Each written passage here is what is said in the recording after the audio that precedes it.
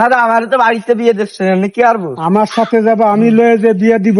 হ্যাঁ রাজি আছো? হ্যাঁ হ্যাঁ রাজি রাজি। তোর বউ রাজি আছে? হ্যাঁ, ঠিক আছে, আমার সাথে যাবা। তুই যা। আসো, কি হইছে? এখনই যাবো। কি হইছে? মেয়ে দেখতে যাচ্ছি, কোয়ানে বিয়ে দিব। কারে? এই পুতারে, আমার পুতায়।